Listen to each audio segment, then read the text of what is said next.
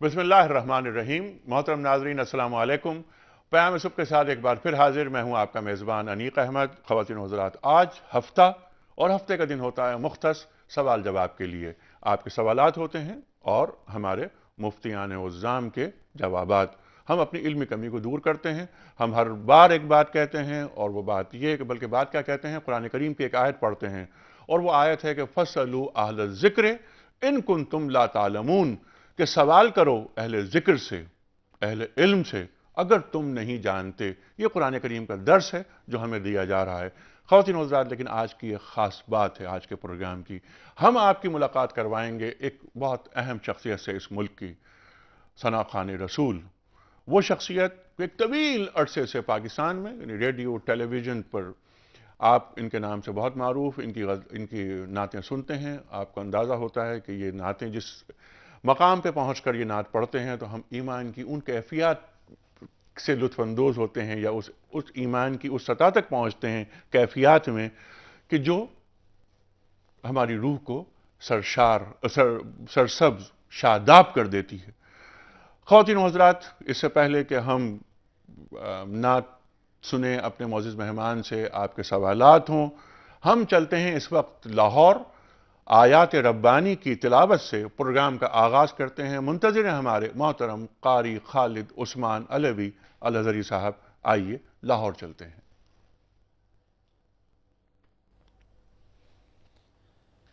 أعوذ بالله من الشيطان الرجيم.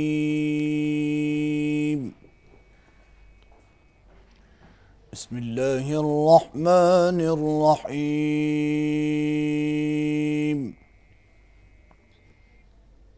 माशा अल्लाह। قال ربي يعلم القول في السماء والأرض وهو السميع العليم.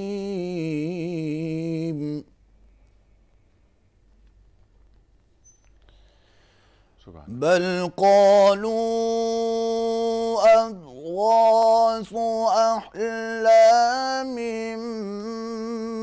بل افتراه بل هو شاعر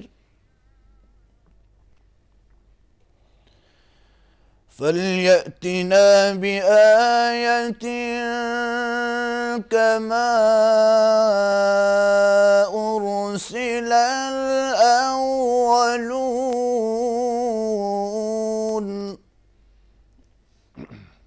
माशा अल्लाह, माशा अल्लाह। ما آمنت قبلهم من قرية أهلكناها أفهم يؤمنون.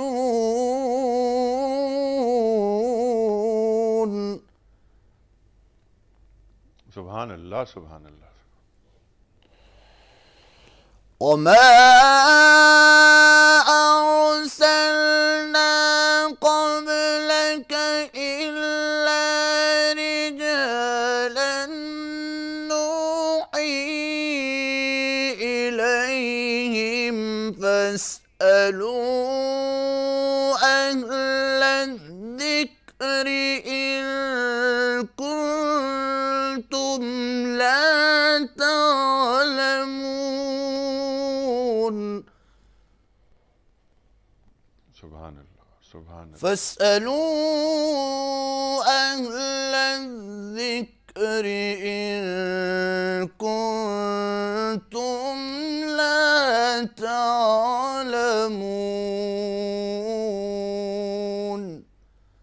صدق الله العظيم. जज़ाकल्लाह कारी साहब, सुभान अल्लाह, सुभान अल्लाह। मोहतरम नाज़रीन, इन आयात का तर्जुमा और हदीस रसूल मकबूल सल्लल्लाहु अलैहि वसल्लम के लिए हम एक बार फिर लाहौर जा रहे हैं, जहां मुंतज़िर हैं हमारे मोहतरम मोहम्मद असलम राव साहब। आइए लाहौर चलते हैं। बहुत शुक्रिया अनीक साहब।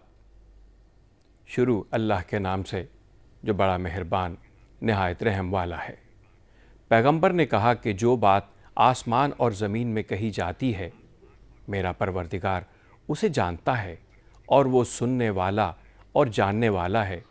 بلکہ ظالم کہنے لگے کہ یہ قرآن پریشان باتیں ہیں جو خواب میں دیکھ لی ہیں، نہیں بلکہ اس نے اس کو اپنی طرف سے بنا لیا ہے، نہیں بلکہ یہ شعر ہے جو اس شاعر کا نتیجہ تباہ ہے۔ تو جیسے پہلے پیغمبر نشانیاں دے کر بھیج دیے گئے تھے اسی طرح یہ بھی ہمارے پاس کوئی نشانی لائے۔ ان سے پہلے جن بستیوں کو ہم نے ہلاک کیا وہ ایمان نہیں لاتی تھیں، تو کیا یہ ایمان لے آئیں گے؟ اور تم سے پہلے جس کو بھی ہم نے رسول بنا کر بھیجا آدمیوں میں سے ہی بھیجا جن کی طرف ہم وحی کرتے تھے، تو اہل علم سے پوچھ لو اگر تم نہیں جانتے۔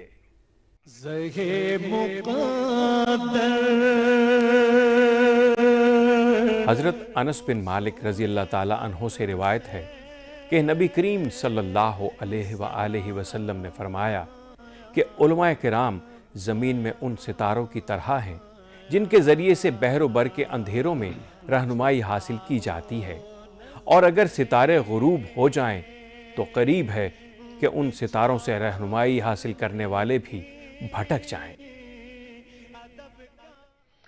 بہت شکریہ، بہت شکریہ۔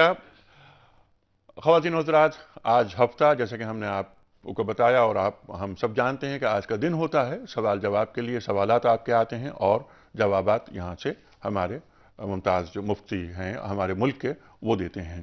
کوئی بھی کنفیوژن ہو، کوئی بھی مسئلہ ہو، ہم بیان کرتے ہیں، رکھتے ہیں سامنے مفتی صاحب کے، اور مفتی صاحب اس کا جواب دیتے ہیں اور ہماری علمی کمی دور ہو جاتی ہے۔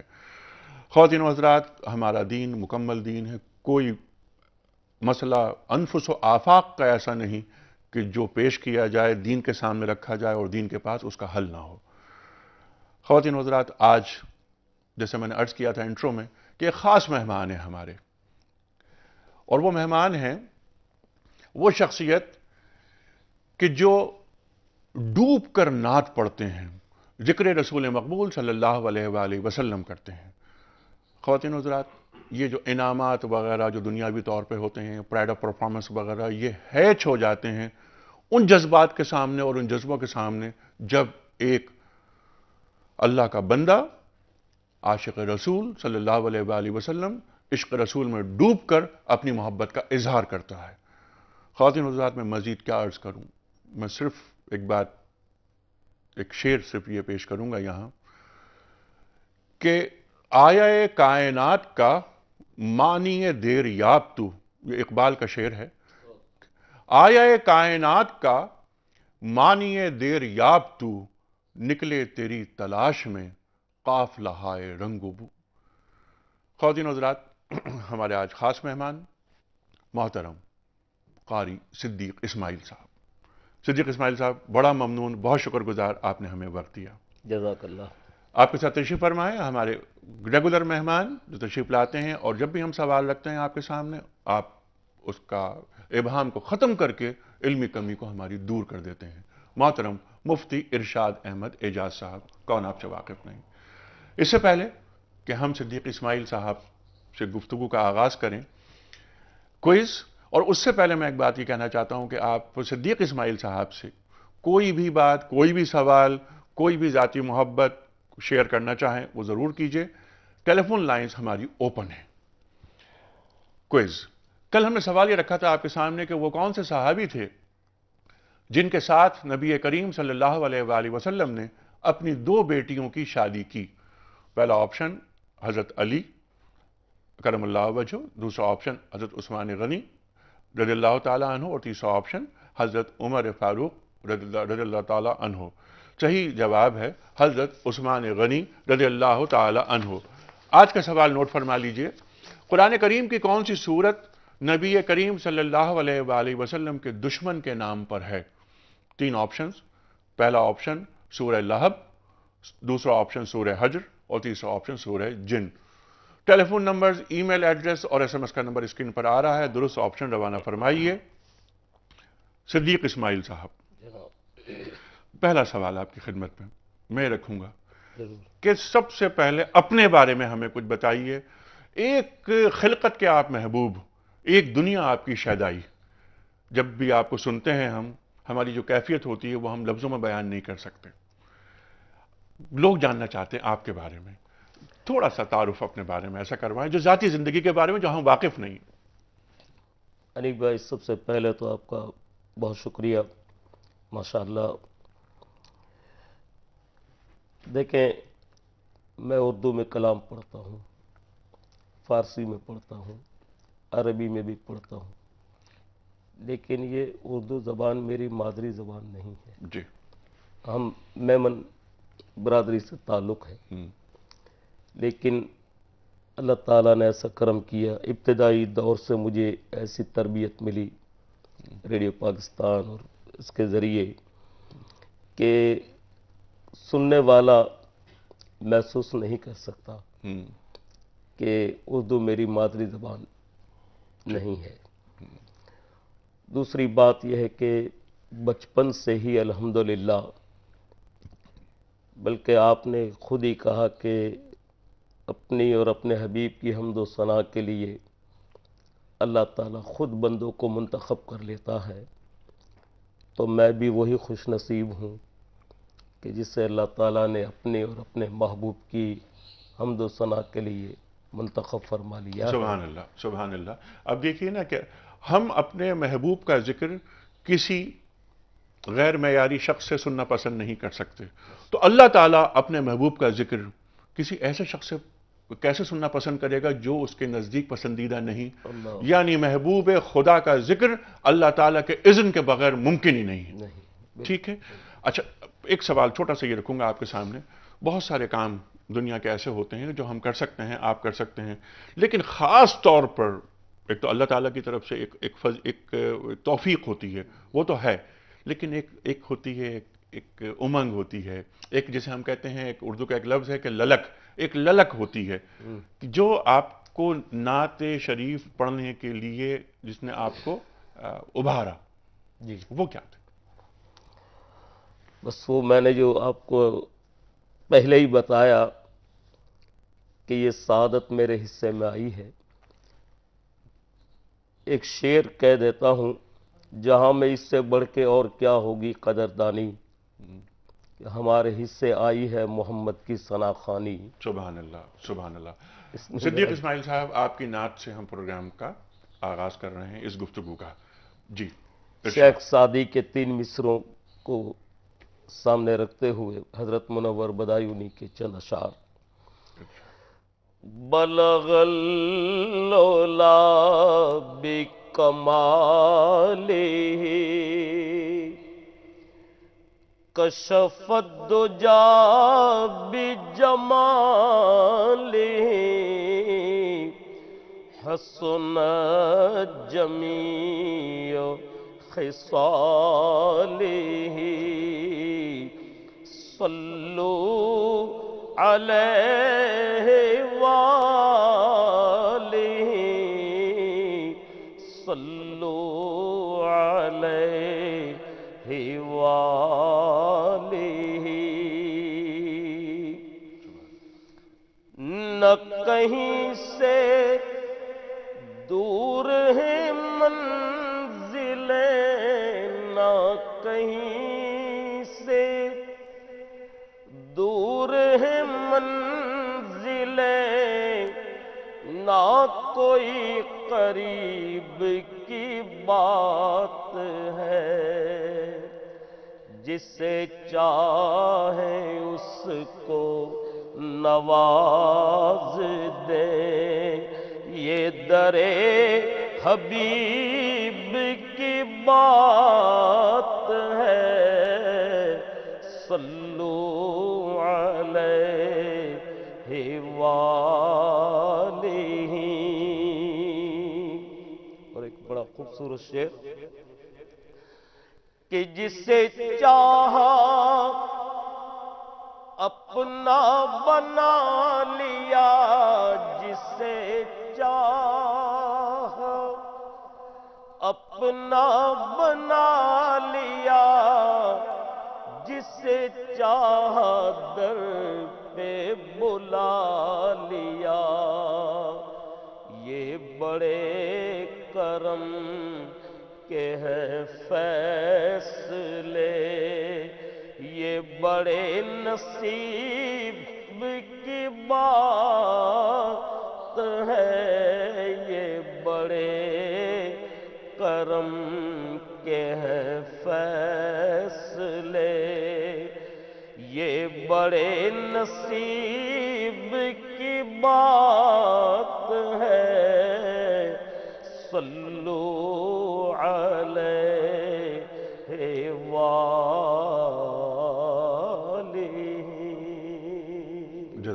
جزاک اللہ سبحان اللہ صدیق بھائی، ہم سنتے رہیں گے آپ سے نعتیں، اور خواتین و حضرات ایک خاص بات ایک اور یہ کہ ہم صدیق بھائی سے آج قصیدہ بردہ شریف بھی سنیں گے۔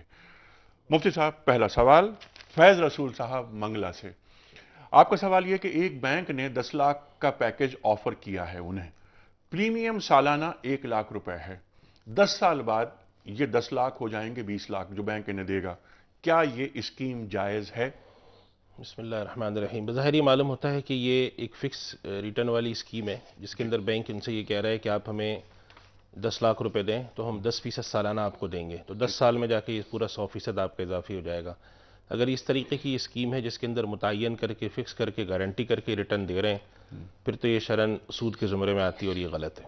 ٹھیک ہے، یہ شرعاً ناجائز ہے، ناجائز ہے، مبنی بر سود ہے، بشرطے کہ اس کے اندر انہوں نے گارنٹی دی ہو کہ ہم آپ کو آج 10 سال کے لیے آپ 10 لاکھ روپے رکھوائیں، ہم اس کو نہیں، یہ 10 لاکھ روپے رکھوا نہیں رہے، پریمیم 1 لاکھ روپے سالانہ لے رہے ہیں۔ ہاں وہی مطلب ہوا اس کا، یعنی کہ 10 لاکھ روپے پہ 1 لاکھ روپے سال کا سود دے رہے ہیں وہ، 10 لاکھ روپے پہ 10% وہ دے رہے ہیں سال کا سود، ہاں تو 1 لاکھ روپے بنتا ہے۔ ٹھیک ہے، تو وہ حقیقت میں کیا یہ رہے ہیں 10 لاکھ روپے آپ کو رکھوائیں ہمارے پاس، ہم اس پہ 1 لاکھ روپے سالانہ سود دیں گے، تو 10 سال میں یہ رقم دگنی ہو جائے گی۔ ٹھیک ہے، تو اب اگر وہ اس طریقے سے کیلکولیشن کر رہے ہیں تو پھر یہ شرعاً ناجائز کے زمرے بات ہے۔ ٹھیک ہے، کچھ کالز لے لیتے ہیں۔ جی السلام علیکم۔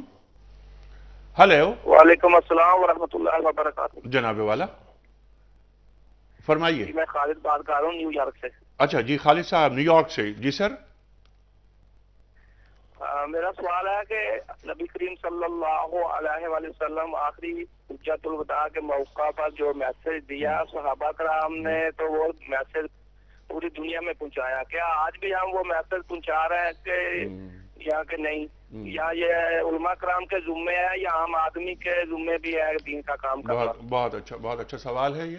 اگلا سوال لیتے ہیں۔ جی السلام علیکم۔ وعلیکم السلام، طاہر محمود کوئٹہ سے بول رہا ہوں سر۔ جی طاہر صاحب۔ 2 سوال ہیں، پہلا تو جو سوال ہے تھوڑا قدر تفصیل سے پورا سن لیجیے گا۔ اچھا لغت میں سید کے معنی سردار کے ہیں، جی، اور قبائلی اعتبار سے اس وقت ابو جہل سے بڑا سردار اہل عرب میں کوئی نہ تھا، اچھا جو کہ غالباً صائبین کے مذہب پر تھے۔ مسئلہ دریافت طلب یہ ہے کہ آج بھی عرب ممالک اور یوروشلم تک میں ان کے باشندے اپنے نام کے ساتھ سید نہیں لکھتے، اور نہ ہی اضافی لاحقی اور صاحب کے استعمال کرتے ہیں، جو کہ مسلمہ طور پر انبیاء کی سرزمینیں ہیں۔ اور نبی کریم حضرت محمد صلی اللہ علیہ وسلم نے اپنے نام کے ساتھ کبھی کہیں سید محمد عربی یا اس طرح کے خاندانی جاؤ جلال کو ظاہر کرنے والے ناموں کا استعمال نہیں کیا، تو پھر کیا وجہ ہے صرف پاکستان میں رہنے والے لوگ جو انگریزوں کی غلامی کر کے جاگیریں حاصل کرنے کے بعد، بلکہ بعض ہمسایہ ممالک سے ہجرت کرنے کے بعد اگلا سوال کیا ہے آپ کا؟ یہاں بات ہوئے ہیں، یہ پورا سن لینا۔ نہیں یہ سرکار، یہ دیکھیے پہلی بات تو یہ ہے کہ وقت بہت کم ہوتا ہے ہمارے پاس، اور دوسری بات ہے کہ سوالات وہ کیے جائیں۔ میں بھی کرتا ہوں، دیکھیے یہ سوالات لوگ براہ راست آل رسول ہیں یا نہیں، کیونکہ سروے کئی لوگ ہندو سے اللہ اکبر، کنورٹ ہوئے ہیں۔ اللہ اکبر، تو اگلا سوال یہ ہے کہ یہ جو شمع جلا رہے ہیں مختلف حادثات میں جاں بحق ہونے والے کے لیے، اس کی شرعی حیثیت کیا ہے؟ جی بالکل ٹھیک ہے، یہ جو شمع جلائی جاتی ہیں ان کی کیا شرعی حیثیت ہے، اور میں ایک بار پھر آپ کی خدمت میں بڑا مؤدبانہ یہ عرض کروں، جو میں کہتے ہم جیسے کہتے ہیں نا کہ جو بوڑھے ہو گئے، کہ کوشش یہ کی جائے کہ سوالات وہ ہوں جو علمی کمی کو دور کرتے ہوں، کنٹروورسیز کو بیان نہ کیا جائے، وحدت کی بات کی جائے، اپنائیت کی بات کی جائے۔ اب آپ نے یہ کہا کہ سید یا آل رسول ہیں نہیں ہیں، ان سوالات کا کیا مطلب ہے؟ یہ اس سے کیا محبت میں اضافہ ہوگا؟ امت قریب آئے گی یا امت کے درمیان دیوار کھڑی ہوگی؟ یہ ایک چیز ہم کیوں نہیں سمجھتے اس بات کو؟ سوالات وہاں ہیں، مفتی صاحب یہاں بیٹھے ہیں کہ جو بھی علمی کمی ہے ہم میں سمجھ میں نہیں آ رہی بات، وہ رکھیں سوالات۔ میں سوال یہ رکھتا ہوں آپ کے سامنے، جو آخری خطبے کا جو پیغام۔ جی دیکھیے، آخری خطبہ جو ہے وہ تو اگر آپ دیکھیں رسول اللہ صلی اللہ علیہ وسلم کا جو آخری خطبہ ہے وہ تو حقیقت میں ایک حقوق انسانی کا اور بنی نوع انسانیت کے لیے اپنی زندگی کے نظام کو چلانے کا ایک چارٹر ہے. ٹھیک. اس کی ذمہ داری جیسے صحابہ کرام نے اپنے الفاظ کے ذریعے اپنے عمل کے ذریعے امت تک پہنچایا، امت کے فرد کی، امت کے علماء کی اور امت کے حکمرانوں کی، امت کی اجتماعی انفرادی یہ ذمہ داری ہے کہ قولاً اور فعلاً اس پیغام کو تا قیامت جب تک کہ سور نہیں پھونکا جاتا اس کو جاری رکھیں. ہر شخص کی ذمہ داری ہے، اور یہ رسول اللہ صلی اللہ علیہ وسلم کی بعثت کا مقصد ہے. اور اسی میں آپ نے فرمایا تھا کہ ہم تم میں سے وہ شخص جو کہ موجود ہے اس تک پہنچا دے جو کہ موجود نہیں، الا فلیبلغ الشاہد منکم الغائب. تو یہ تو ہماری ذمہ داری اجتماعی ہے، لیکن صرف قولاً نہیں، جی، عملاً بھی پہنچانا ہے، جو کہ بہت ضروری بات ہے. ہم میں جو خامی پیدا ہو گئی ہے کہ ہم قولاً تو پہنچا دیتے ہیں، عملاً نہیں پہنچاتے. صحابہ کرام نے اس کو پہلے عملاً پہنچایا پھر قولاً پہنچایا. ٹھیک ہے. اچھا، ذمہ داری صرف علماء کی ہے؟ اجتماعی سب کی. علماء کی ذمہ اجتماعی داری ذمہ زیادہ داری اس لیے ہے کہ علماء قولاً یہ بات پہنچاتے ہیں، عملاً یہ بات پہنچاتے ہیں، لیکن ہر شخص کی، حکمرانوں کی اپنے طریقے پہ، افراد کی اپنے طریقے پہ، گروہوں کی اپنے طریقے پہ، علماء کی اس میں اس نسبت سے زیادہ ہوتی ہے کہ وہ وارثان علم رسول سمجھے جاتے ہیں، حاملین علم رسول سمجھے جاتے ہیں.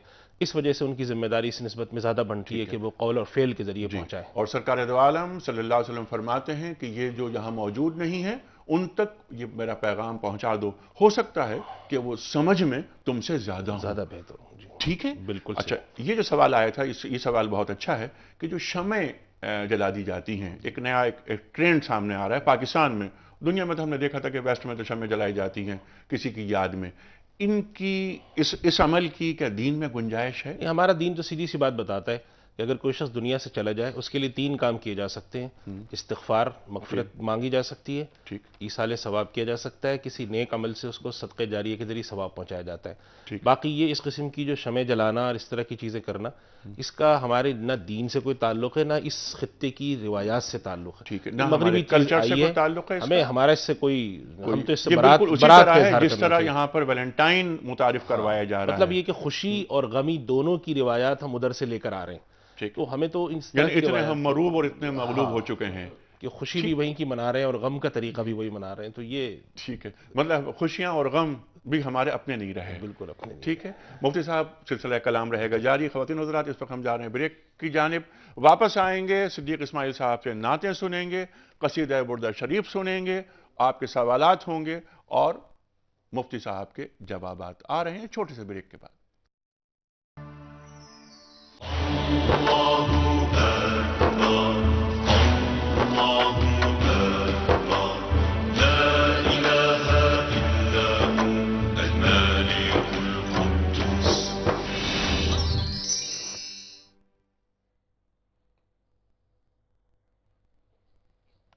ویلکم بیک خواتین و حضرات. پیام صبح میں ایک بار پھر خوش آمدید. تشریف فرمائے ہمارے آج کے خاص مہمان محترم قاری صدیق اسماعیل صاحب، ممتاز نعت خواں، اور ان کے ساتھ تشریف فرما ہیں محترم مفتی ارشاد احمد اعجاز صاحب. آپ کے سوالات آ رہے ہیں، مفتی صاحب جوابات دے رہے ہیں، اور صدیق اسماعیل صاحب سے ہم نعتیں سن رہے ہیں، گفتگو ہو رہی. اس سے پہلے کہ صدیق اسماعیل صاحب سے ہم پھر گفتگو کا آغاز کریں اور آپ سے نعتیں سنیں، سوالات جو کوئز کے حوالے سے ہم روز رکھتے ہیں آپ کے سامنے، کل کے سوال کا درست جواب اور آج کا سوال. کل ہم نے سوال رکھا تھا کہ وہ کون سے صحابی تھے جن کے ساتھ نبی کریم صلی اللہ علیہ وآلہ وسلم نے اپنی 2 بیٹیوں کی شادی کی. صحیح جواب حضرت عثمان غنی رضی اللہ تعالی عنہ. آج کا سوال، قرآن کریم کی کون سی سورت نبی کریم صلی اللہ علیہ وآلہ وسلم کے دشمن کے نام پر ہے؟ پہلا آپشن سورہ لہب، دوسرا آپشن سورہ حجر، اور تیسرا آپشن سورہ جن. خواتین و حضرات، ٹیلی فون نمبرز، ای میل ایڈریس اور SMS کا نمبر اسکرین پر آ رہا ہے. نوٹ فرمائیے اور اپنا درست آپشن روانہ فرمائیے. صدیق اسماعیل صاحب، ایک بہت اہم واقعہ جس کا مجھے علم ہے، بہت سے لوگوں کا علم نہیں. وہ واقعہ یہ ہے اور بہت بڑا شرف جو اللہ تعالیٰ نے آپ کو دیا. بیت اللہ شریف میں آپ نے اذان دی. الحمدللہ. کتنا بڑا شرف ہے یہ. کیا واقعہ ہے یہ؟ جب مجھے پرائڈ آف پرفارمنس ملا، جی، سربراہ مملکت ایک ڈیلیگیشن عمرے پر، اس میں بھی شامل تھا. اسلام آباد کے ایک قاری صاحب بھی اس میں تھے. تو مجھے کہا گیا کہ آج اذان آپ پڑھیں گے. اچھا.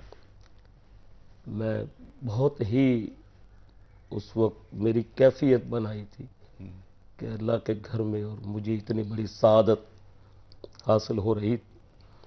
پھر جب اذان کا وقت ہوا تو مجھے لے گئے وہاں مائک پہ. پھر میں نے اذان پڑھی ہے اس وقت.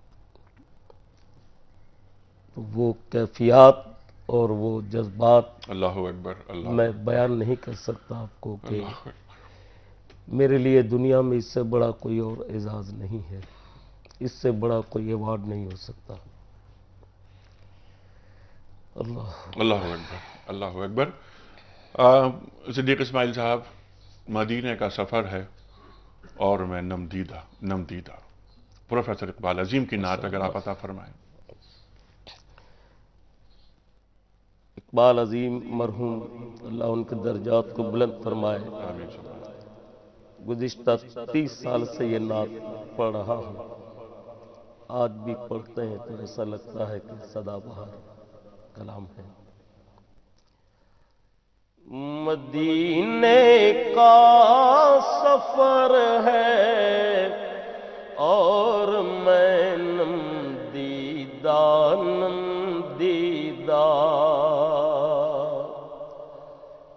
مدینے کا سفر ہے اور میں نمدیدہ. جبی افسردہ قدم لغزیدہ. قدم لغزیدہ.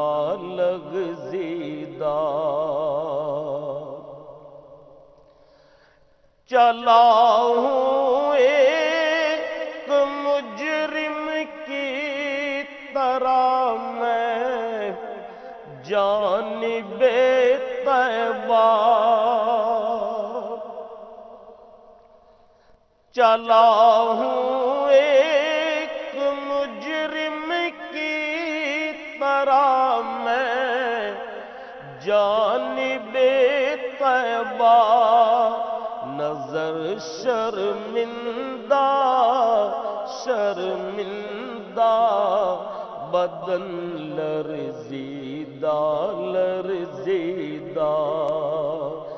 نظر شرمندہ بدن لرزیدہ. کسی کے ہاتھ نے مجھ کو سہارا دے دیا ورنہ کسی کے ہاتھ نے مجھ کو سہارا دے دیا ورنہ کہاں میں اور کہاں یہ راستے پیچیدہ. کہاں میں اور کہاں یہ راستے پیچیدہ. اور اقبال عظیم کی اپنی کیفیت بیان کر رہے ہیں شعر میں کہ بصارت کھو گئی لیکن بصیرت تو سلامت ہے. بصارت کھو گئی لیکن بصیرت تو سلامت ہے. مدینہ ہم نے دیکھا ہے مگر نادیدہ.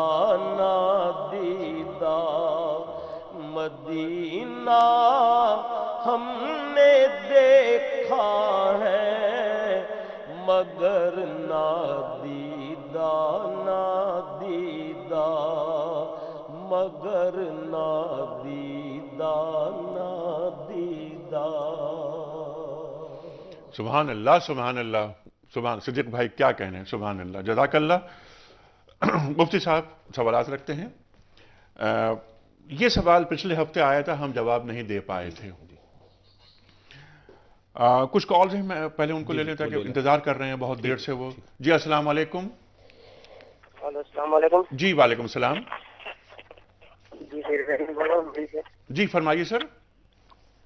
اگر کوئی انسان ضرورت پہ یا کوئی بیماری کے لیے سود کے پیسے لے لے, اچھا, اس میں کوئی گناہ ہے یا نہیں؟ اچھا, مجبوری کے عالم میں سود پر پیسہ لینا. ٹھیک ہے, اگلا سوال لیتے ہیں. جی السلام علیکم. ہیلو السلام علیکم جناب, فرمائیے سر. وعلیکم السلام. جی فرمائیے سر, کیا سوال ہے آپ کا؟ جی سوال یہ ہے کہ پہلی بات تو یہ ہے کہ آپ کو سب کو ماشاءاللہ بہت بہت سلام. جی وعلیکم السلام. اور صدیق بھائی کو بھی بہت بہت سلام. جی جی. سوال یہ تھا کہ اللہ رب العزت نے فرمایا قرآن پاک میں شہید زندہ ہیں. جی. شہید کیسے زندہ ہیں؟ اور پھر اللہ تعالیٰ نے اگلی آیت میں فرمایا کہ ہم ان کو رزق دیتے ہیں. جی ہاں. تو کیسے رزق دیتے ہیں, کیا اس کی ذرا تفصیل بتا دیجیے. ٹھیک ہے, یہ دونوں سوالات بہت اچھے, اور ان سوالات سے پہلے میں چاہتا ہوں کہ یہ سوال جو پچھلے ہفتے کا تھا وہ رہ گیا تھا. میرٹ پر نوکری نہیں ملتی, رشوت دیں تو مل جاتی ہے. کیا نوکری کے حصول کے لیے مجبوری کے عالم میں رشوت دینا جائز ہے؟ دیکھیے رشوت جو ہے نا وہ تو صراحتاً حدیث میں اس کے اوپر آیا ہے کہ اللہ کے رسول صلی اللہ علیہ وسلم کا ارشاد ہے کہ رشوت دینے اور رشوت لینے والے پہ لعنت ہے. علماء کرام نے صرف ایک صورت میں یہ توقع ظاہر کی ہے کہ شاید اللہ تعالیٰ اس میں رشوت دینے والے کو نہ پکڑے, لینے والے تو بہرحال ذمہ دار ہے. اور وہ صورت یہ ہے کہ ایک آدمی کا کوئی حق ہے, جائز اس کا حق بنتا ہے, لیکن کوئی شخص ظالم اس کا حق بغیر رشوت کے دینے کو تیار نہیں. تو علماء کرام اس میں مجبوراً یہ کہتے ہیں کہ اگر اس شخص نے اپنا حق لینے کے لیے رشوت دی تو امید ہے شاید اللہ تعالیٰ اس کا مواخذہ نہ کرے, اس لیے کہ یہ جائز حق پر تھا, لینے والا ناجائز تھا. لیکن اگر کوئی ناجائز طریقے سے کوئی ناجائز چیز کے حصول کے لیے رشوت دیتا ہے, پھر وہ اسی وعید میں آتا ہے اللہ اور کی رسول صلی اللہ علیہ وسلم کی نے جو فرمایا کہ لعنت ہے. اب جو ملازمت کا معاملہ ہے, تو اگر ایک آدمی کسی ملازمت کا حقدار ہے, بہت ساری جگہوں پہ میں اس طرح کے میرے پاس مسائل آتے ہیں کہ ایک آدمی نے سرکاری ملازمت کے لیے انٹرویو دیا, سارے قواعد کے مطابق وہ پورا ہے, اس کو اپائنٹمنٹ لیٹر صرف اس وجہ سے نہیں دیا جا رہا کہ وہ رشوت نہیں دیتا. اگر وہ شخص رشوت دیتا ہے تو اس کی کیا گنجائش ہے؟ میں تو یہ کہوں گا کہ رشوت نہیں دینی چاہیے. لیکن اگر اس کو حق سے محروم کیا جا رہا ہے اور وہ رشوت اس لیے دیتا ہے کہ میں اپنا حق حاصل کر رہا ہوں, تو امید ہے شاید اللہ تعالیٰ اس شخص کا مواخذہ نہ فرمائے. لیکن اس کا یہ مطلب نہیں کہ رشوت اس کے لیے حلال ہے. حق لینے کے لیے کلاہما فی النار جہنم, یہ فرما دیا سرکار دو عالم صلی اللہ علیہ وسلم میں, رشوت دینے والا رشوت لینے والا دونوں جہنمی ہیں. جی ٹھیک ہے, بالکل. اچھا, اگلا سوال رکھتے ہیں کہ یہ جو بھی سوالات آئے تھے ٹیلی فون کے ذریعے کہ مجبوری کے عالم میں کیا سود لیا جا سکتا ہے؟ سود پر رقم, سود کی پر رقم اس صورت میں لینے کی بعض علماء نے گنجائش دی ہے کہ ایک آدمی کو جان کا خطرہ ہے, جان کا ضیاع ہے, بیمار ہے, ڈاکٹر نے کہا اس کا آپریشن کرو, کہیں سے کچھ نہیں ملتا اس کو, نہ حکومت دینے کو تیار ہے نہ کچھ اور ملتا ہے. تو جیسے جان بچانے کے لیے بعد دوسرے محرمات کی اجازت ہو جاتی ہے, اس طریقے سے اس صورت میں بعض علماء نے کہا ہے کہ ممکن ہے کہ اللہ تعالیٰ اس کا مواخذہ نہ کریں.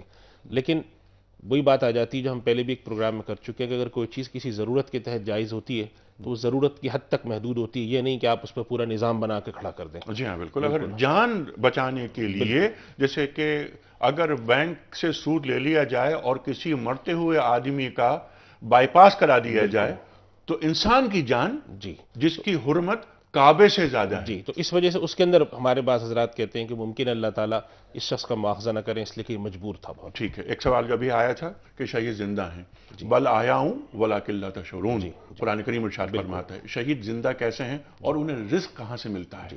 دیکھیں شہادت کی پر جو خود قرآن کریم نے فرما دیا کہ شہید کی جو زندگی ہے وہ ایک ایسی زندگی کہ جس کے شعور اس دنیا میں لوگ جو ہیں اس کا ادراک نہیں کر سکتے, کیونکہ وہ حیات ایک مختلف نوعیت کی حیات ہے, اور وہ نظام برزخ جو اللہ تعالیٰ نے قائم کر رکھا ہے, دنیا کا نظام ہے, آخرت کا, اور بیچ میں ایک برزخ کی زندگی ہے, اس کے اندر ان کی ایک وہ ہوتی ہے.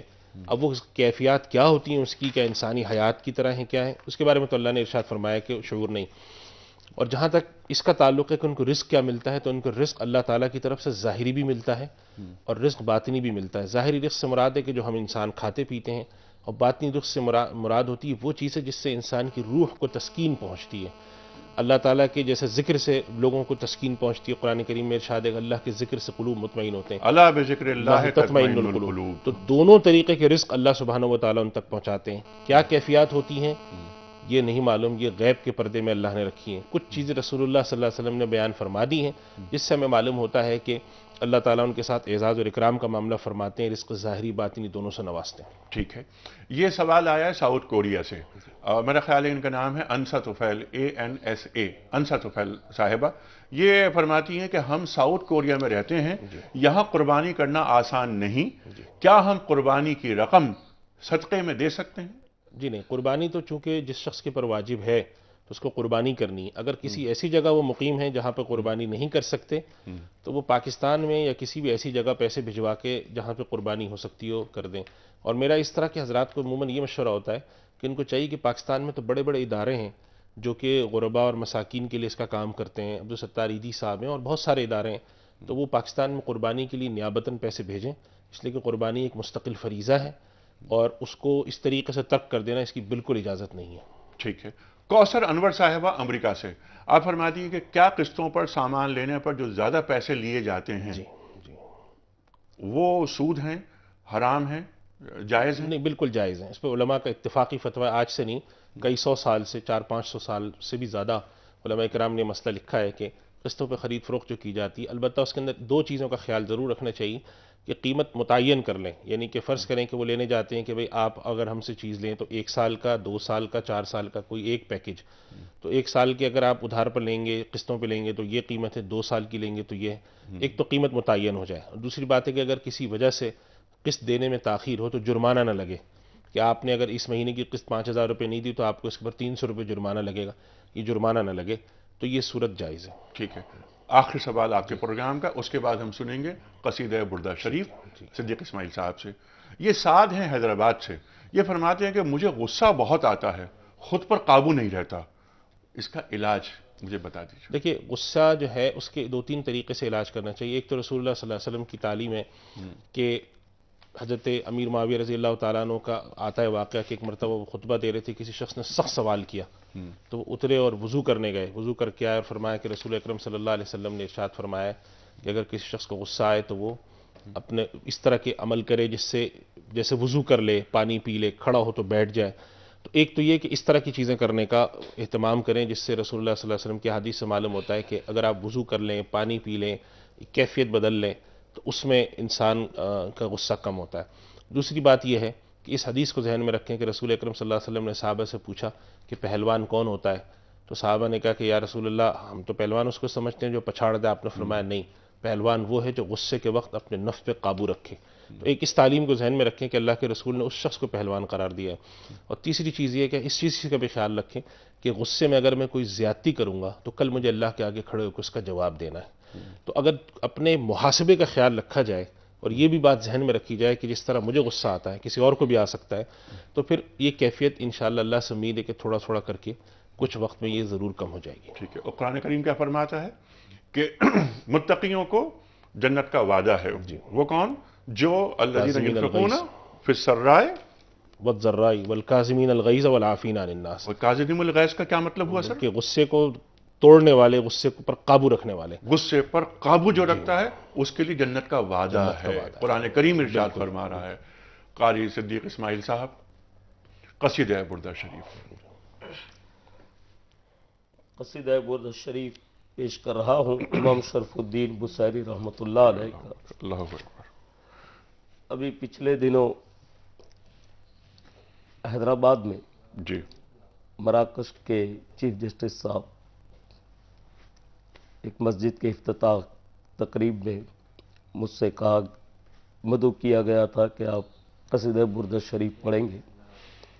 میں نے جب قصیدہ بردہ شریف پڑھا ہے وہاں پر تو چیف جسٹس صاحب خود مائک پر آئے اور انہوں نے مجھے کہا کہ اب دوبارہ آپ میرے ساتھ مل کر قصیدہ بردہ شریف پڑھیں۔ اللہ اکبر، اللہ تو اکبر۔ ایسا ایک سما بنا تھا مولایا صلی وسلم دائما ابدا علی حبیبک خیر الخلق کلہم محمد سید الکونین والثقلین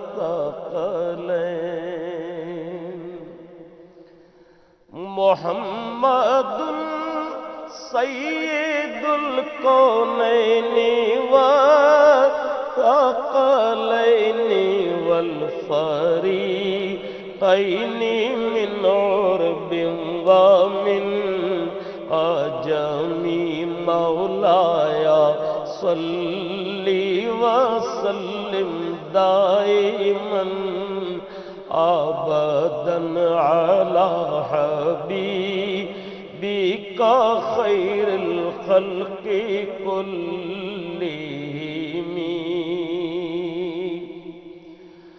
هو الحبیب الذی ترجى شفاعته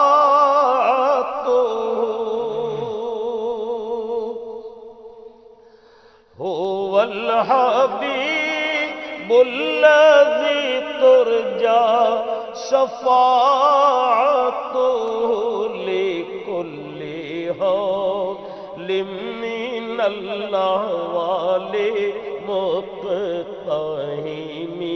مولایا صلی وسلم دائما ابدا علی حبیبک خیر الخلق کلہم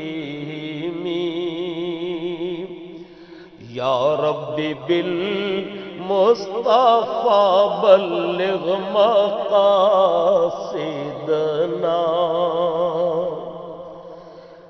یا ربی بالمصطفى بلغ مقاصدنا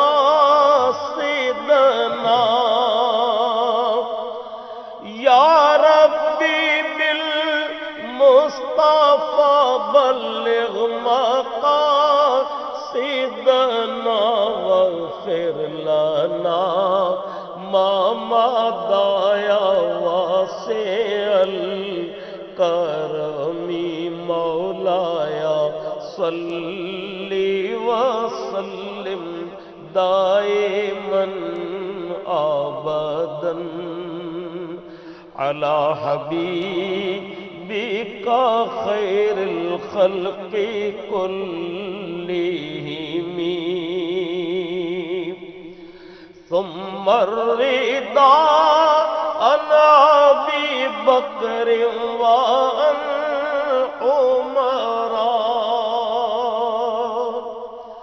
ثم الرضا عن ابی بکر وعن عمر وعن علی وعن عثمان ذی الکرم مولایا صلی وسلم دائما ابدا علی حبیبک خیر الخلق کلہم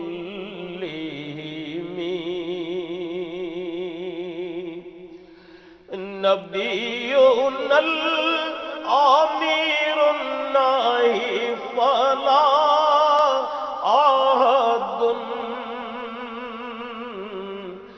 نبینا الامیر الناہی فلا احد نبر فی قولی لا منہ ولا نعمی مولایا صلی وسلم دائما ابدا علی حبیبک خیر الخلق کلہم سبحان اللہ سبحان اللہ سبحان اللہ. صدیق اسماعیل صاحب. ان اللہ و ملائکتہ یصلون علی النبی یا ایھا الذین آمنوا صلوا علیہ وسلموا تسلیما. اللہم صلی علی محمد وعلی آلہ محمد. صدیق اسماعیل صاحب ایک پرچی نکالیے. آج ہم آپ سے ایک پرچی نکلوائیں گے اور یہ آپ اس خوش نصیب شخص کا نام کا اعلان کریں. محمد خالد عباسی, محمد خالد عباسی, یو ایس اے. کس شہر سے؟ U S A, U S A سے. امریکہ سے. خالد عباسی صاحب آپ کی خدمت میں گفٹ ہیمپر دیا جا رہا ہے. آپ کو مبارک ہو. خواتین حضرات, کل اتوار ہے اور کل پروگرام ہمارا نہیں ہوتا. کل پروگرام ریپیٹ ہوگا اور پرسوں سے ہم جس سیریز کا آغاز کریں گے قصص القرآن میں, وہ موضوع ہے حضرت ابراہیم علیہ السلام. حضرت ابراہیم خلیل اللہ. خواتین حضرات, آپ جو اہل کتاب, وہ خواہ مسلمان ہوں, امت محمدیہ کا حصہ ہم اہل یہود ہوں, یا نصرانی جو ہمارے مسیحی بھائی ہیں, حضرت ابراہیم علیہ السلام ہم سب کے لیے بڑے معتبر شخصیت. بلکہ حضرت ابراہیم علیہ السلام کے اسوہ حسنہ کے بارے میں فرمایا گیا قرآن کریم میں, اور لقد کان لکم فی رسول اللہ اسوۃ حسنہ, سرکار دو عالم صلی اللہ علیہ وآلہ وسلم کے اسوے کے تعلق سے فرمایا گیا. خواتین حضرات, تفصیلی بات کریں گے پرسوں انشاءاللہ. تشریف فرما ہوں گے محترم مولانا منیب الرحمان صاحب اور مولانا اسد تھانوی صاحب. پرسوں تک کے لیے اجازت. خدا حافظ.